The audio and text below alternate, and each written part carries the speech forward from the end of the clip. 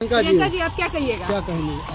अभी हम पटना सचिवालय थाना आए हुए हैं, प्राथमिकी दर्ज करने के लिए आए हुए हैं। देख लीजिए, प्राथमिकी दर्ज करने आए। मैं आपको बता दूं कि मैं प्राथमिकी दर्ज करने अपने सम्मान एवं बिहार की समस्त महिलाओं की गरिमा की रक्षा हेतु आज सचिवालय थाना में हम लोग साथ में आकर के प्राथमिकी दर्ज करवाने के लिए आए हुए हैं। आप देखे ही होंगे कि सोशल मीडिया या समाचार चैनल के माध्यम से एक वीडियो जो काफी तेजी से वायरल हो रही है, जिसमें आपको मैं बता दूं कि उत्तराखंड के भाजपा महिला मंत्री के नालायक उच्च मानसिकता को दर्शाते हुए वाला जो पति जी हैं, उन्होंने हमारी बिहार की तमाम महिलाओं के ऊपर आपत्तिजनक बयान जो दिए हैं, इससे कहीं ना कहीं हमारी बिहार की महिलाओं को वस्तुओं के रूप में, सौदा के रूप में शब्दों का इस्तेमाल किए हैं।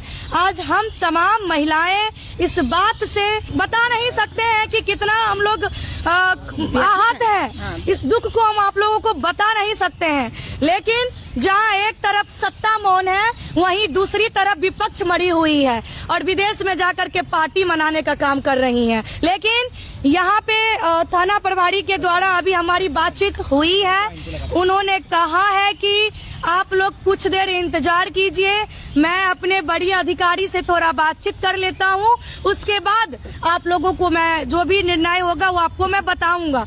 लेकिन एक सवाल है हमारा कि उत्तराखंड एक पवित्र स्थल है, वहाँ पे यह नालायक उच्च मानसिकता वाला व्यक्ति, इसकी इतनी हिम्मत हो गई जो हमारी बिहार की महिलाओं को, यहाँ की बहनों को 20 और 25 हजार का रेट लगाने का काम करेगा।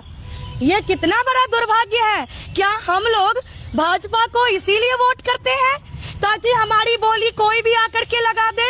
हम अपने बिहार से बाहर जाते हैं तो अभी सुनने को मिलता है कि आप लोग तो 10,000 में वोट बेच लेती हैं। अब सुनने को मिलेगा कि बिहार की बहन बेटी और आप लोगों की बोली तो 20 से 25 हजार में लग जाती है। यही अब सुनने को रहेगा ना हम लोगों को। तो बिहार की करोड़ों महिलाएं, बहन बेटी जो भाजपा को वोट देने का काम की हैं, एनडीए सरकार को वोट देने का काम की हैं, आखिर उनकी इस तरह की उच्च मानसिकता वाले उन्हीं के सरकार की मंत्री की पति ने जो बयान दिया, आज उनके ऊपर इन लोगों की आवाज क्यों नहीं खुल रही है? किस बात के लिए चुप्पी साधे हुए हैं? उद्योग मंत्री दिलीप जायसवाल ने कुछ दिन पहले एक बयान दिया था, कहा था कि सुबह का बोला हुआ बयान या बोली हुई बात शाम तक भूल जानी चाहिए। तो क्या अब मैं उद्योग मंत्री, बिहार के उद्योग मंत्री डॉक्टर दिलीप जायसवाल से मैं सवाल कर रही हूँ कि आप कह रहे हैं कि वो निहत्ते बदतमीज उच्च मानसिकता वाले व्यक्ति को माफ कर दें, जिन्होंने हमारे तमाम बहनों के ऊपर बोली लगाने का काम किया है। तो आपसे सवाल पूछ रही हूँ कि जिस वक्त प्रधानमंत्री जी के मरी हुई माँ को इसी बिहार में गाली दिया गया, गाली नहीं, एक आम पब्लिक से बीच से आया हुआ पागल व्यक्ति मंच पे चढ़ करके कोई अभद्र भाषा का इस्तेमाल किया, तो पूरी पलटन भाजपा की बिहार की सड़कों पे उतर गए, पूरे बिहार को जाम करने का काम किया। और यही उद्योग मंत्री डॉक्टर दिलीप जायसवाल जी घड़ियालू आंसू बहा रहे थे। वाह, कितनी तकलीफ थी उनके मन में प्रधानमंत्री जी की मरी हुई माँ को लेकर के। लेकिन हमारी बिहार की बहने बेटी तो जिंदा है, उनकी माँ तो वो बयान सुनने के लिए नहीं थी ना। लेकिन ये उच्च मानसिकता वाली, गिरी हुई मानसिकता वाली जो बयान हमारी बहने के ऊपर दिया गया है, वो तो हम लोग सुने हैं ना। उसके लिए इनकी आवाज कब खुलेगी? एक्चुअली बात ये है कि भाजपा एक वॉशिंग मशीन वाली पार्टी है, इनमें सिर्फ और सिर्फ सफाई होती है और कुछ नहीं होती है।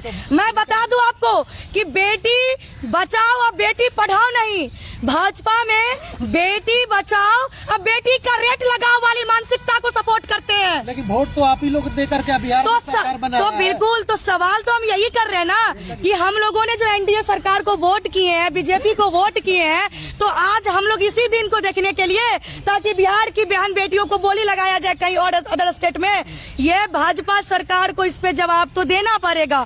हम बहनें आपको वोट किए, हमारी आपके प्रति एक उम्मीद है कि कहीं ना कहीं हम बहनों के ऊपर जो रेट लगाई गई है उसके लिए आप आगे आएंगे। लेकिन कब आगे आएंगे, कब आप आवाज उठाएंगे?